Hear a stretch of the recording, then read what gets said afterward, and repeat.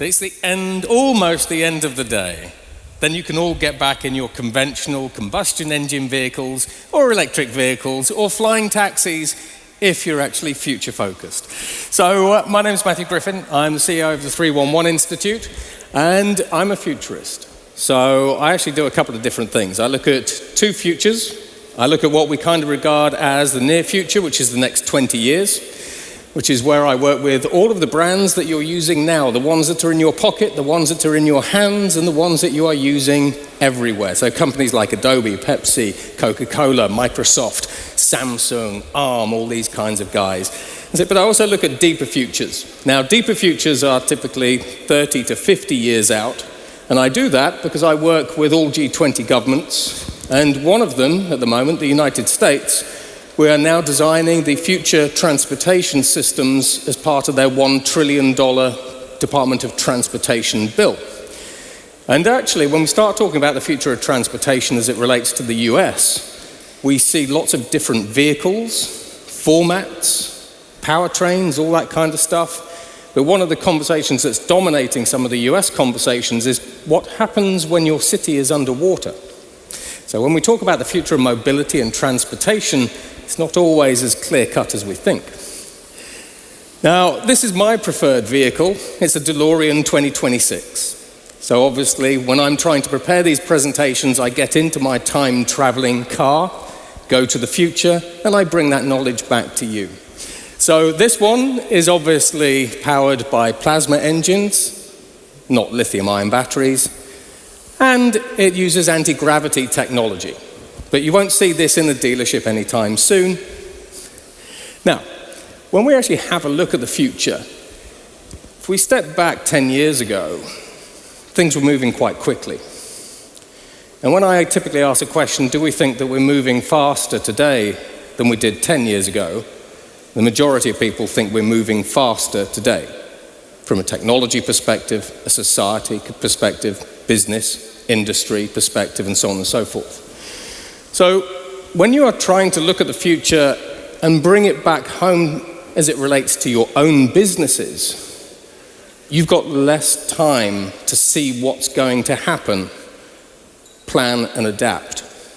That's problem number one. The future is also more complex. So how many of you know the car industry? Hands up. And by the way, if you keep your hands down, what are you doing here, right? How many of you really think you know the automotive manufacturers whose products most of you are actually selling and servicing? I'm going to upend your view of them. So when we talk about the future being complex, we're not just talking about cars that drive themselves or don't, or lithium-powered cars. We're talking a lot more. So as we start having a look at a transportation revolution, you might all feel threatened. You might see the future as this kind of risky place that you don't necessarily understand, and you might see the future as something that's being done to you, in some cases by the manufacturers that you represent.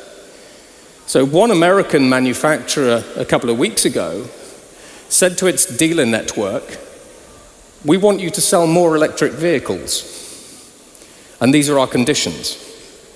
Oh, and by the way, you don't have to, but if you don't do what we're asking you to do, we will buy your franchise back from you for $200,000. Now, for dealers who've actually been in the industry for some cases decades, me saying, I'll give you $200,000 to walk away, that's quite galling. So how do we start putting the ball back in your court and taking it to a degree out of the manufacturer's court?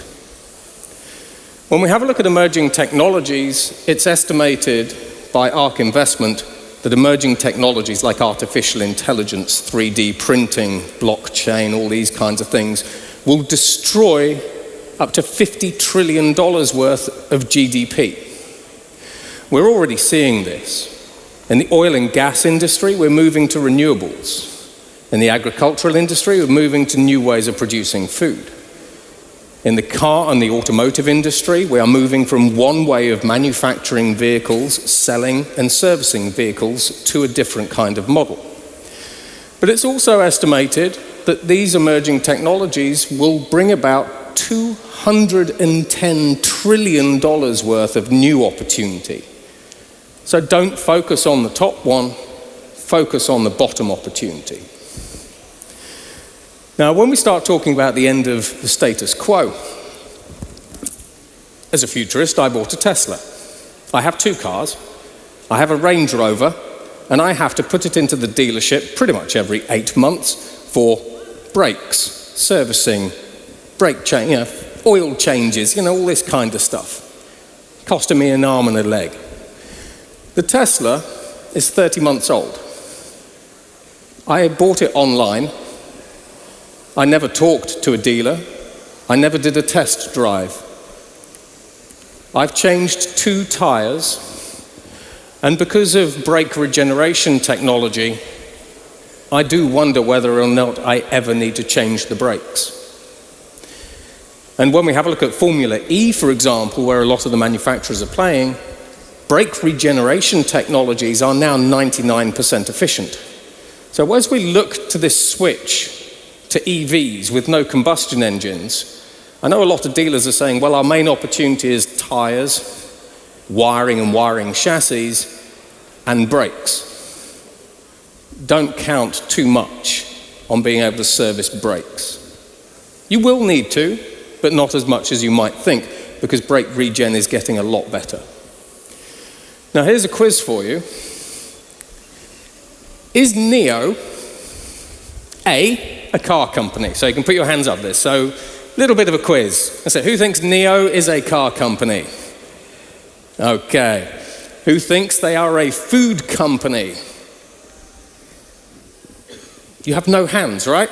Am I right? There's no one putting their hands up for that. No one. Right. How many of you think NIO is a lifestyle company? Any hands up? Yeah, a couple of hands up there. None of you said a food company. When I say I'm going to fundamentally change how you see the car industry and the car manufacturers, do you know that NIO does all of that and a lot more? Do you know that they sell over 1 million SKUs of food via their super app?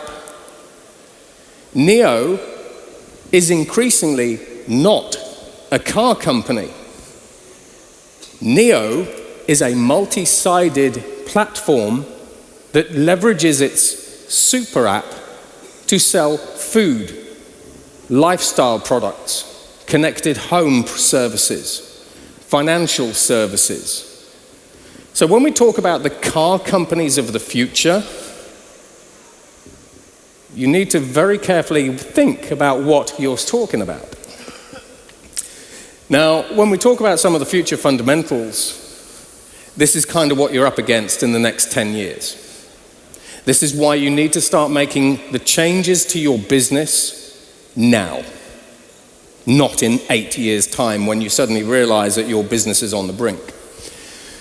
We will reach electric vehicle cost parity with internal combustion engines by 2026. We are already seeing the development of 1 million and 4 million mile lithium-ion batteries, which means I could buy a vehicle today or rent a vehicle or buy it as a service, and I could literally have a car for life. So the average age of most vehicles now is about 7 years. Pandemic is stretching it a little bit. This is the first example of being able to buy a vehicle that could outlive me. When we have a look at this, 2027, TCOs basically are going to beat ICE. So we're already kind of at the point, basically, where the total cost of ownership of an electric vehicle, depending on the brand, is actually better than the total cost of ownership for an internal combustion engine vehicle. So from a consumer perspective, this means that I start buying it because it makes more economic sense. So in the UK, I was working with the UK government, and they said, well, when we talk about the future of transportation, what about poor people? Bearing in mind that poor people are obviously generally left out of future technologies and developments. With an electric vehicle, increasingly you can pay 30% less insurance on an EV than an ICE car. When we have a look at diesel prices and petrol prices, my Tesla costs pretty much nothing to actually fuel. When we have a look at the TCO, basically engines, servicing, brake wear and tear and everything else, increasingly electric vehicles make economic sense to the people that you are trying to sell vehicles to. By 50%, it's estimated that over half of the cars that are actually on the roads will be EVs. By 2030, if you are still selling internal combustion engine vehicles and your businesses are still reliant on ICE, you're going to be struggling more and more.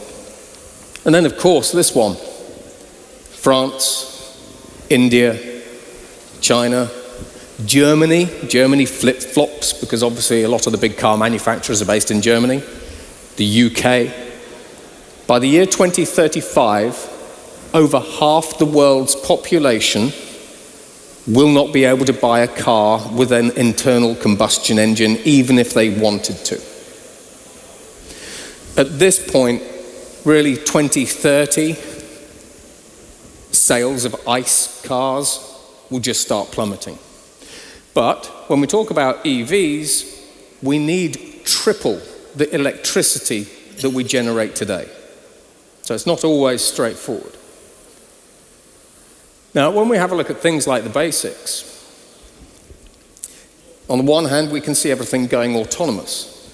At the moment, we're at level 3 with the likes of Mercedes.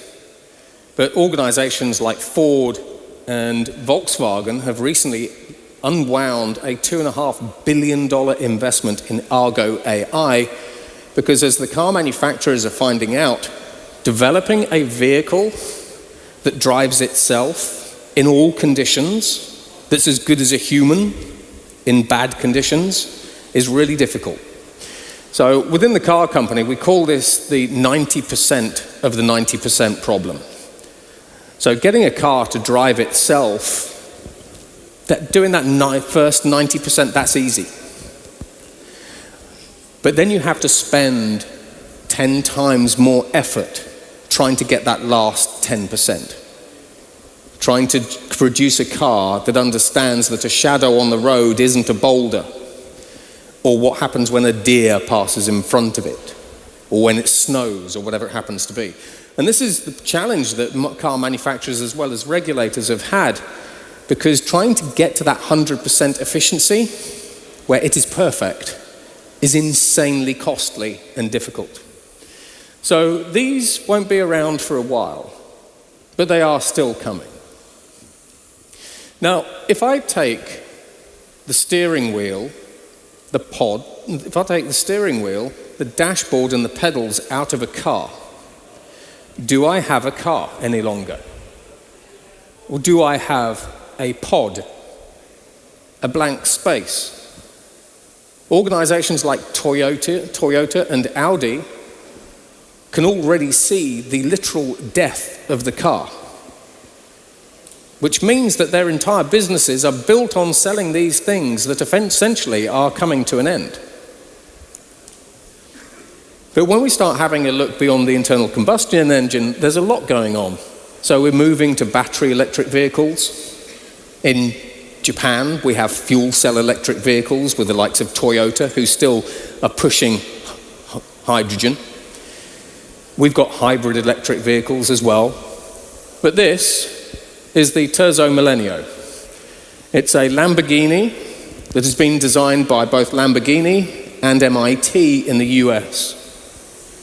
This is a batteryless hypercar. This particular car stores all of the electricity it needs in the shell. There are no lithium-ion batteries in this, and it's not the first. So if you think basically that the future of EVs is always going to be lithium-ion batteries, it's not. So when we have a look at the future of energy, because the future of energy and the future of transportation is interlinked, what we have is we've got biofuels. So we're trying to hit net zero. So you have organizations like Shell that are investing heavily in biofuels and sustainable fuels. In Europe, we are now, partly because of the Russian crisis, we are now using artificial photosynthesis to make diesel, so that's the diesel that you would put in your car, from the air. It's carbon neutral. These are called solar fuels. But when we start having a look at things like renewables, basically we've got hydro, geothermal, and solar, and a bunch of other stuff. But the ones you pay attention to basically are solar.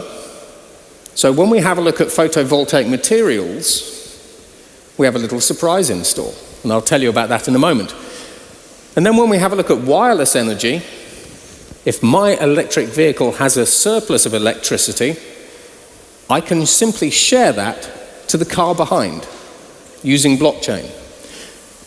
So when I start saying that the future of automotive manufacturers is not what you think, let's get busy. So firstly, there is a car manufacturer in the US called Daymac. Your cars increasingly have more in common with my smartphone than the cars of ancient times. In fact, a lot of people are saying that cars today are more smartphones on wheels than cars. Now, cars that drive themselves, whether it's level 3, autonomous or whatever, they are packed full of GPUs and computing power. So Daymac uses all of the surplus computing power within their cars to mine cryptocurrency. So traditionally, I buy a car, it's a depreciating asset, and in 10 years' time, I kind of sell it for a lot less money than I bought it. What happens when I buy a car, or rent a car, or whatever I'm up to, and that car, as it's driving around, as it's parked up on my street, is actually making me actual money. This works, by the way. Your car can literally make you money. We've got cars like this from Big Rep. This is a fully electric, fully autonomous vehicle that was designed by an artificial intelligence and 3D printed. Organizations like General Motors are increasingly 3D printing not just parts, but 3D printing entire chassis and vehicle assemblies. In fact, Ford recently used an artificial intelligence to cut over 50 kilograms of weight from its vehicles to make them more fuel efficient. So increasingly, we are making cars in new ways. What would happen if in your dealership you could just 3D print a new car? And Big Rep aren't the only ones. We've got companies like Otto, who 3D print autonomous buses. Could you make your own vehicles? Mercedes, as well as a lot of other organizations, basically they're looking at keeping the chassis the same, but then switching out the modules on top. So in the morning, the Mercedes is a commuter vehicle. Take kids to school in it. At lunchtime, it's a delivery vehicle. And then in the afternoon, it's something else. So these vehicle chassis come into a distribution center, and robotics just swap the chassis, and then off the vehicle goes. So when you start messing around with the format of vehicles, it opens up new business opportunities, and I'm going to come to those. This is the BMW iVision. They want to produce it by 2030. It is completely recyclable. This car is not soldered together. It's glued. Even the badge has been laser etched onto it. This is a car made out of new materials that is designed to be completely disassembled, repurposed into anything from Adidas trainers to another car. Maybe a Mercedes, that'd be ironic. Now, when we start having a look at business shifts, today, basically, we're kind of used to this concept of transport moves people and goods around. But increasingly, and this is where the car manufacturers salivate, increasingly we are doing mobility as a service. We're seeing this with different vendors. It's like Waymo, for example, are rolling out. Chrysler are now massively rolling out their level 3 sort of semi-autonomous driving fleets. But you also have mobile services. Now, what we mean by mobile services is if you have a vehicle that is a blank space inside, you can provide a variety of different services. Literally, services that are mobile.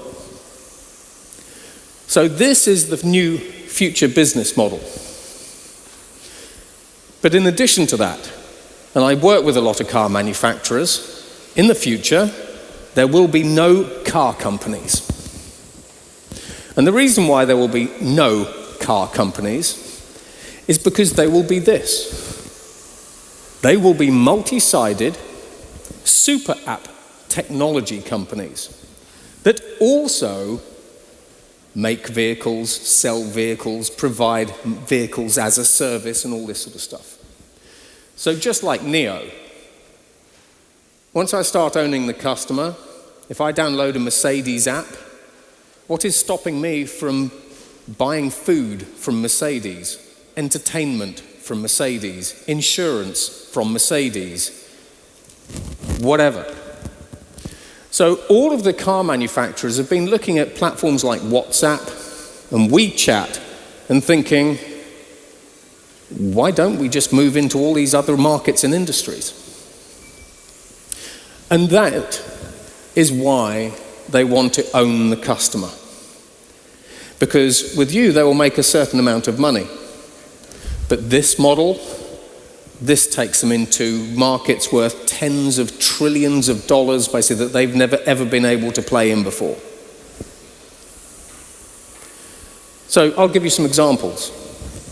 Hyundai will become an energy utility because we see solar panels on cars. We have this with Lightyear 1, Toyota, BMW, Hyundai. If you put solar panels onto a car, this car now generates its own electricity. Toyota, Hyundai, and others become electricity generators. So what do we do with that?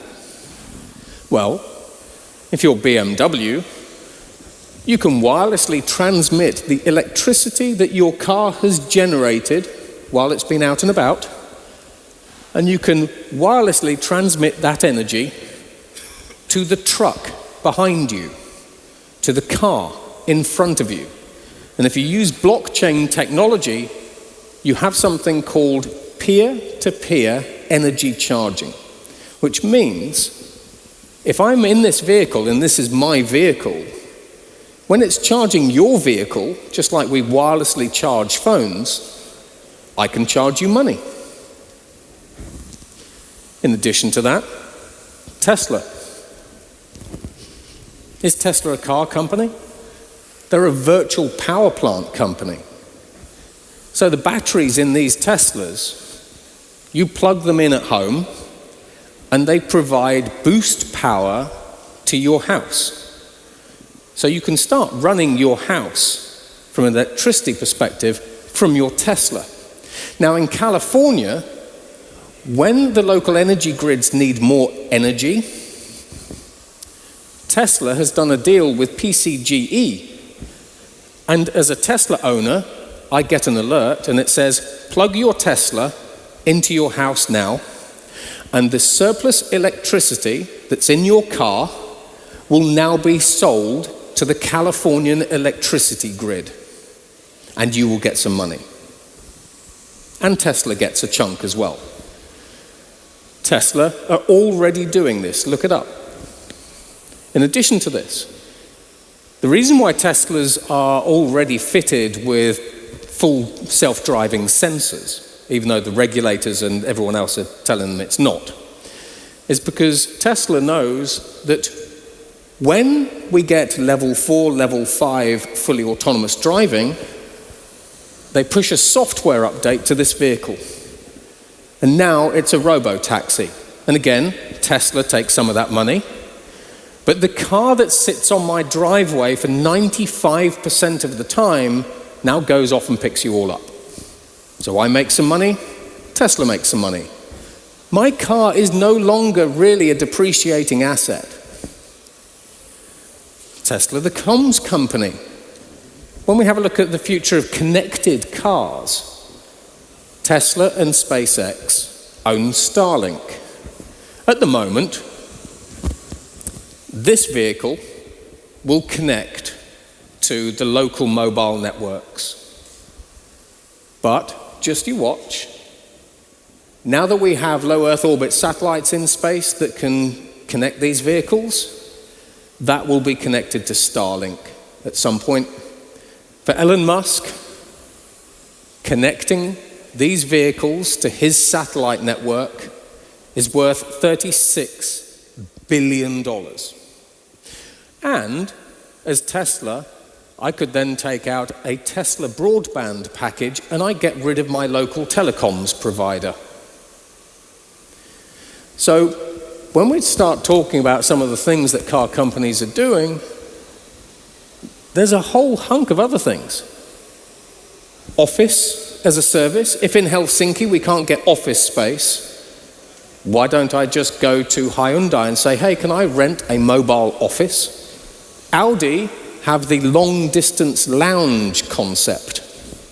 So I go to Audi and say, hey, I need a meeting room right now. And they go, yeah, we'll just send you one. It'll be out the front. Meeting room as a service in a vehicle that moves itself around. This is from Aprilia. I've been talking to Disney about these. These are hotel rooms as a service. This is a sort of basic one.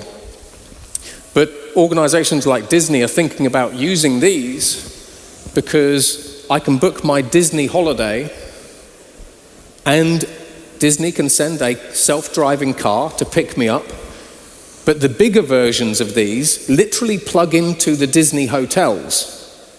So they're called autonomous travel suites. It's my hotel suite. And I literally get out of my own hotel suite. But this also starts upsetting the airline industry.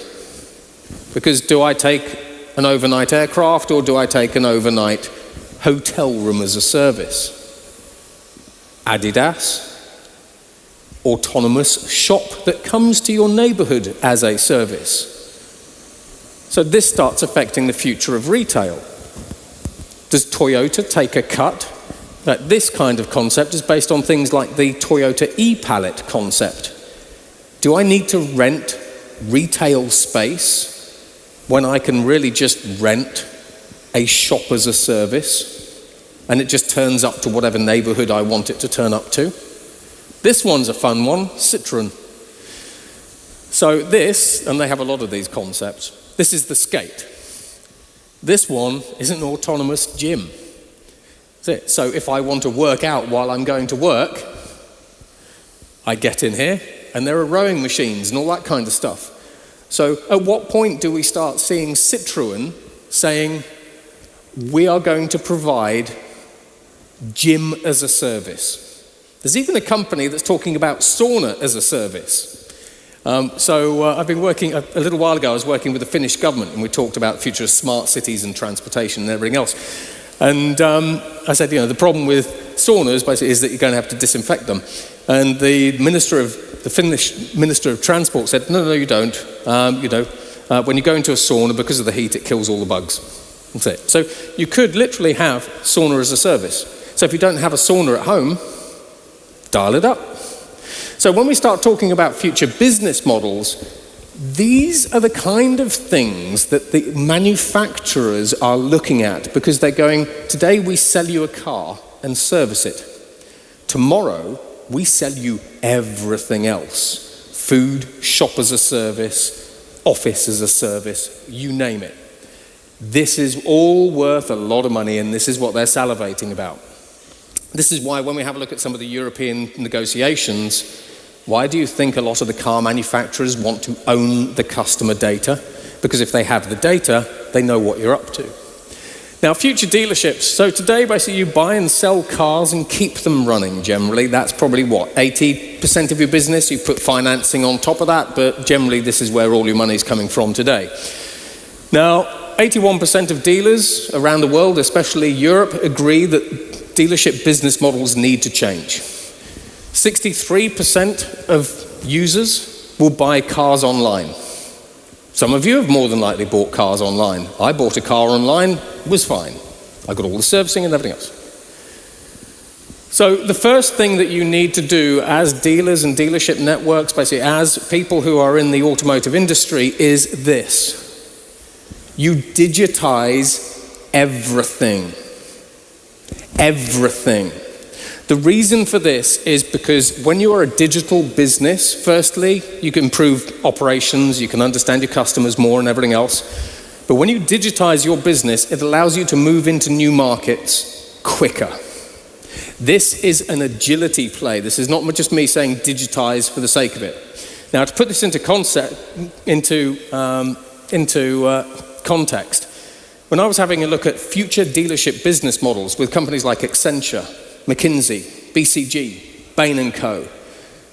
Their general advice to dealers was digitize your business, get closer to your customer. That was it. That's where they ended.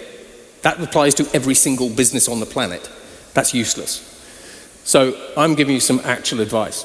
Now, when we start talking about things like online configurators, this is an online configurator. This is actually a game engine that Audi have been using to create photorealistic configurators.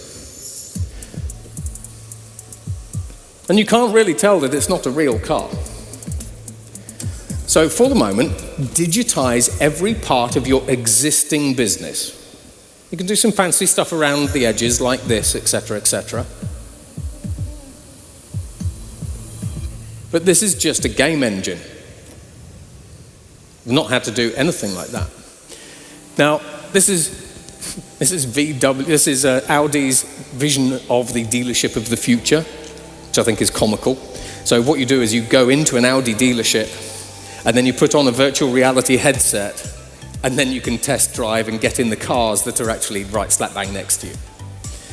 Now, from a manufacturer perspective, when we start having a look at the next sort of 10 years, manufacturers are going to say to you, as dealers, you are very, very important to us and to our network, and we've worked with you for many, many years, and we have your best interests at heart. Many automotive manufacturers are in a transition period from going from selling and servicing traditional cars to selling stuff as a service. And at some point, these manufacturers are likely to start saying, thank you for selling our product for the past 100 years. We're now all online or whatever they're up to. But yeah, I mean, can you see that in your dealership? Look, he's sat next to a car. She loves that vehicle, whatever she's in. Thank you, Audi. So, action number 2. So you need to move from a showroom perspective, you need to move from showrooms to stores. Now, what I mean here is literally, you have space. And I've spoken to a lot of dealers basically that say, we used to have lots of people coming into the showroom, but now we sit there and our salespeople twiddle their thumbs for quite a lot of the day. And, occasionally someone comes in and sees us. You have land, you have facilities and real estate and everything else. Start making better use of it. Now, some examples are conference centers, customization centers. So we heard earlier from Eliza basically about the personalization generation. Did you know that more people want to customize their products and personalize their products than ever before? It boosts your margins by 65%. And if you customize someone's product, even if it's a car, we've seen that they are 75% more likely to be loyal to you. And they're more likely to recommend you to all their friends. But how many of you actually offer genuine customize anything that you like centers? EV charging centers. At the moment, if I do have an electric vehicle, I don't go to a dealership. That's it. But you've already got EV charging infrastructure, generally. Why aren't you making money off that? It's sat there. Sports and gaming centres. So when we start talking about esports, this is where we talk about community hubs. Education and training centres. You train your own staff, but generally you probably send quite a lot of, depending on the dealer, you probably send quite a lot of your staff somewhere else to be certified and trained. Do that in-house. Now, when you sort of look at this, I know exactly what you're thinking. You're thinking, that's all stupid. You are not the only industry being disrupted. You're not the only industry that is seeing significant Titanic level change. Move from showrooms to spaces. Now, next, prepare for an EV future. It is coming whether you like it or not.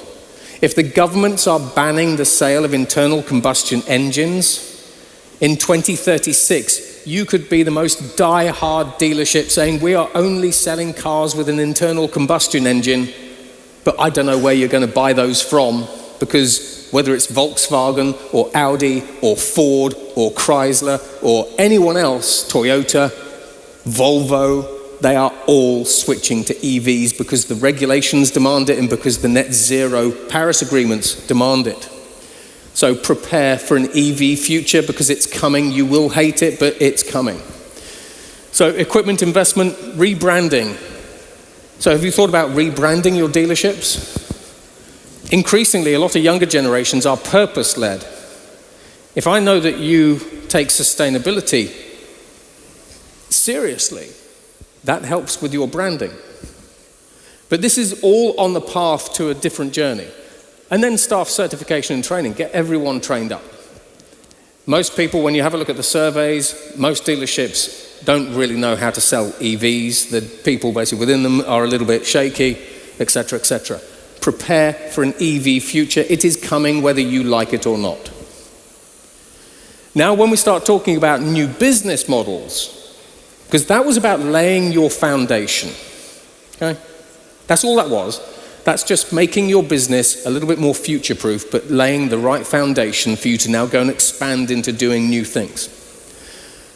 Over the past 18 months, as dealers, how many new products have you introduced? If the answer is 0, how are you preparing for the future where you are being disrupted and where your industry is changing?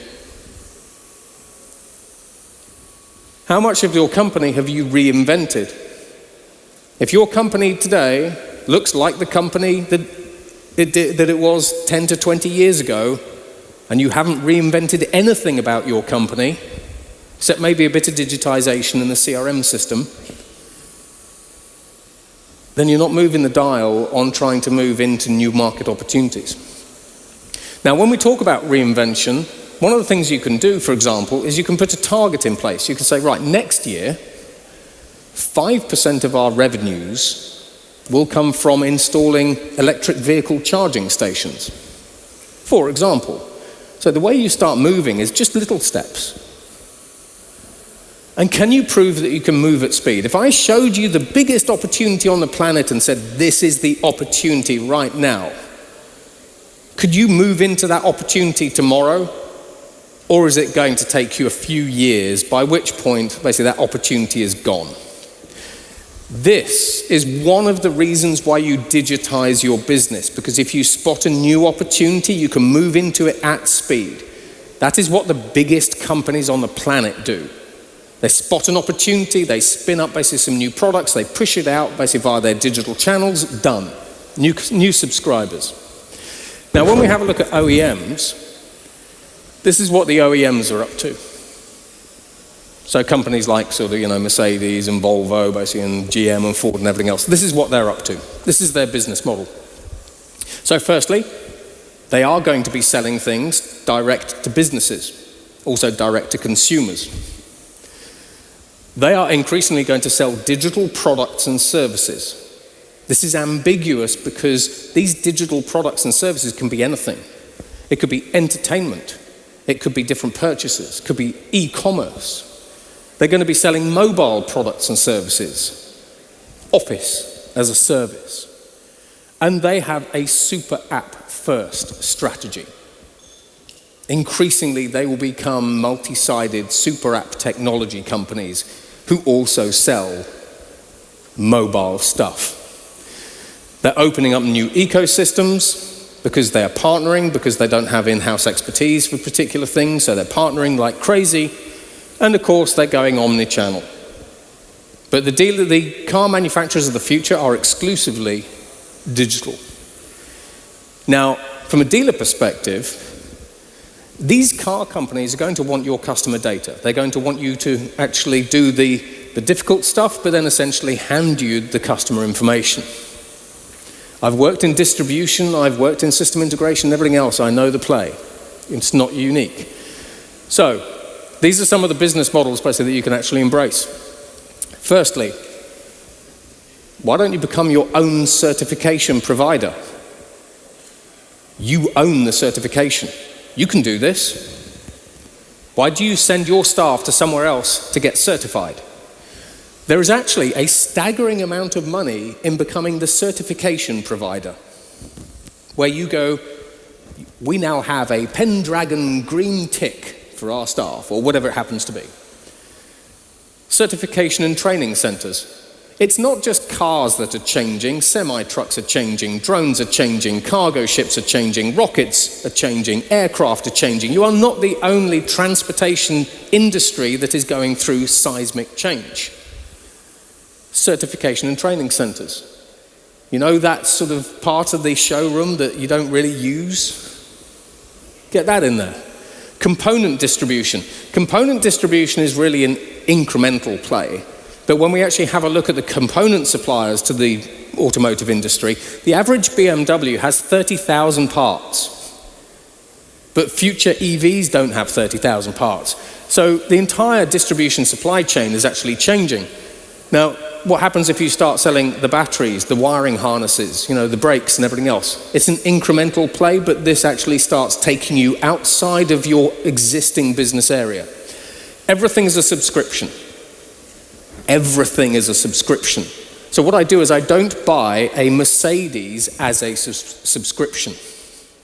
I buy whatever your brand name is as a subscription. Because now you can say, we will provide, as part of our package, our everything as a service package, we will provide you with electric vehicle charging credits. We will provide you with insurance credits. We will supply you with actual insurance. Do not start selling, say, Mercedes as a service.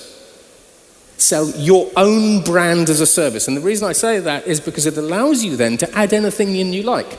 Because like Neo, you can say, would you like food delivery as a service?